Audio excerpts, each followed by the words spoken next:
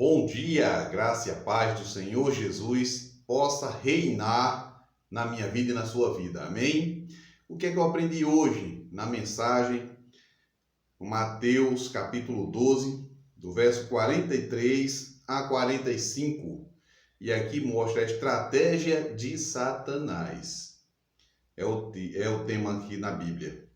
E lemos: quando o espírito imundo sai do homem, anda por lugares áridos, procurando repouso, porém não encontra. Por isso diz: voltarei para minha casa, de onde saí, e tendo voltado, a encontra vazia, varrida e ornamentada. Verso 45: então vai e leva consigo outros 7 espíritos piores do que ele, e entrando habitam ali. E o último estágio daquele homem se torna pior do que o primeiro. Assim também acontecerá a esta geração perversa. Olha que interessante. Aqui a gente vê que os comentários de Cristo, do verso 43 a 45, podem ser considerados como uma continuação da expressão sobre o pecado imperdoável, que está no versículo 31 a 37, que ali houve uma interrupção dos fariseus, dos escribas, fazendo uma linha de pensamento que Cristo foi interrompida pela exigência de um sinal, o sinal de Jonas. E então ele continuou, ou seja, continuava de onde parou, depois de ter respondido ao pedido.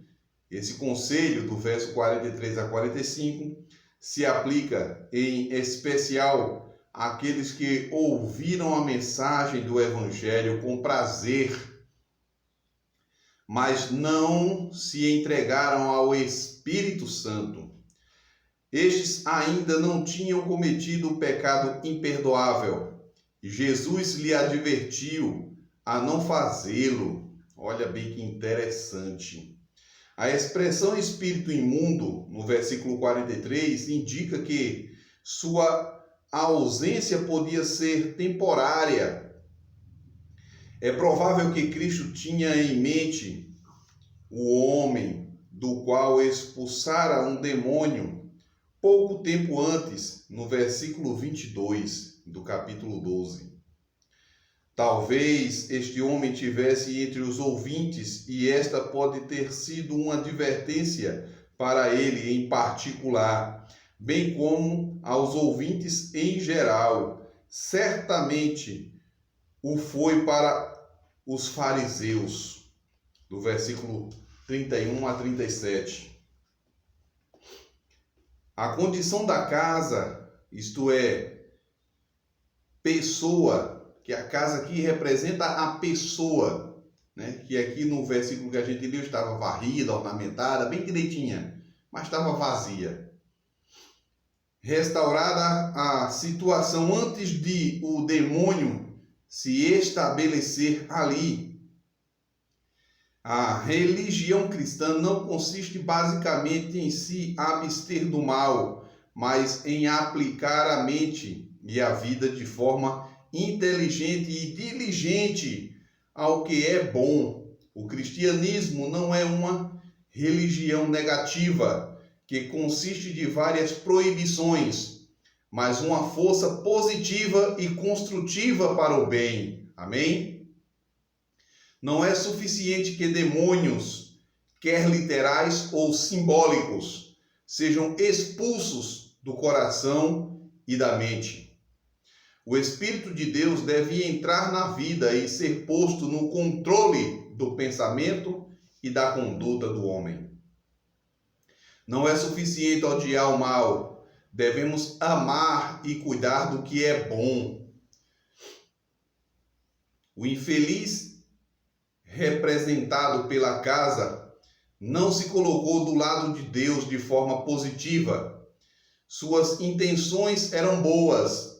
Não imaginava que o espírito imundo voltaria e, portanto, falhou em entregar a casa ao controle de Cristo. Isso aqui é quando existe uma verdadeira conversão, aceitação de Cristo na vida. E aqui apresentando que o homem falhou em entregar a casa limpa para o Espírito Santo, para Cristo.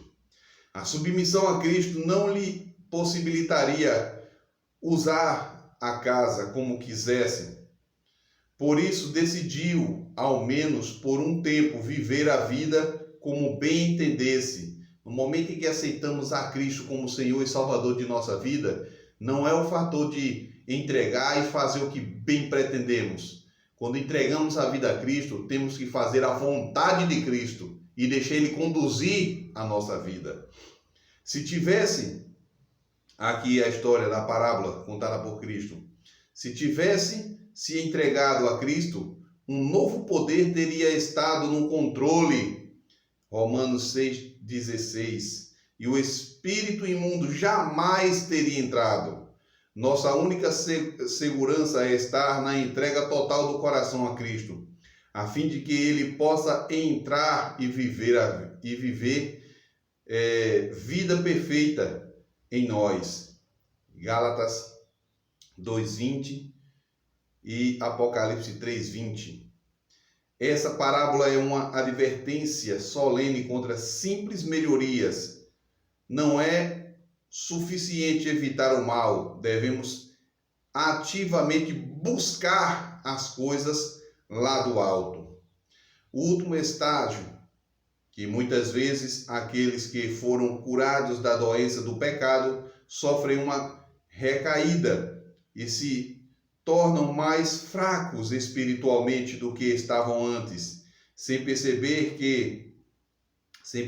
quão cuidadosos devem ser para evitar a tentação e se cercar de boas influências. Expõe-se desnecessariamente às tentações do mundo, muitas vezes com resultados fatais. Assim foi com Saul, o rei Saul, que embora uma vez tivesse estado sob o poder e influência do Espírito Santo, em 1 Samuel 10, de 9 a 13, não se submeteu total e completamente a Deus, e como resultado foi exposto ao controle de um espírito mau. 1 Samuel 16:14, capítulo 18, do verso 10 e 19, verso 9, que finalmente o levou ao suicídio. Assim foi também com Judas, que em princípio esteve suscetível à influência de Cristo, mas que não submeteu a vida exclusivamente a esta influência. Meus queridos, quero dizer uma coisa a você: Satanás, ele está fazendo o possível e o impossível para levar muitas pessoas à perdição. E hoje existe uma confusão religiosa muito grande. E quando a pessoa realmente, o que aqui o texto está dizendo, quando nós aceitamos a Cristo e entregamos a vida a Ele, a nossa vida, nossa casa, que é o templo do Espírito Santo, morada, ela é varrida pelo Espírito Santo. O Espírito Santo faz a limpeza geral. E nós damos uma vida plena, justa diante de Deus, porque é Ele que nos justifica. Mas o inimigo não gosta dessas ações. E ele faz por onde você sempre negar a existência de Cristo. Fazer por onde você, se embora lendo a Bíblia, entenda de uma maneira equivocada. É o que está acontecendo na vida de muitas pessoas.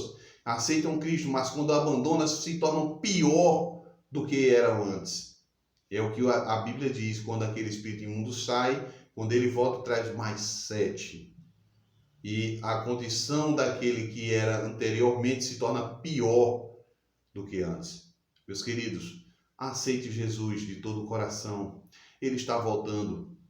Estude a Bíblia. Aceite o que unicamente assim diz o Senhor. O que a Bíblia lhe dizer, faça, siga. E que Deus possa nos abençoar a cada dia. Amém? Vamos orar? Pai Santo, amado e querido, nos ajuda, Senhor, a cada dia estar com a vida entregue em Tuas mãos. E não permita que o inimigo maligno possa, ó Deus, bagunçar com a nossa vida, mas que possamos, a partir de hoje, se nossa vida não estava em Tuas mãos, mas que a partir de hoje possamos colocá-la em tuas mãos e que o Senhor possa controlar cada passo, cada pensamento, cada palavra, cada atitude, cada gesto que cada um de nós, a partir de hoje, possamos expressar para os nossos semelhantes e principalmente para Ti, Senhor. Perdoa nossos pecados e conduza nossa vida para a salvação, em nome de Jesus. Amém.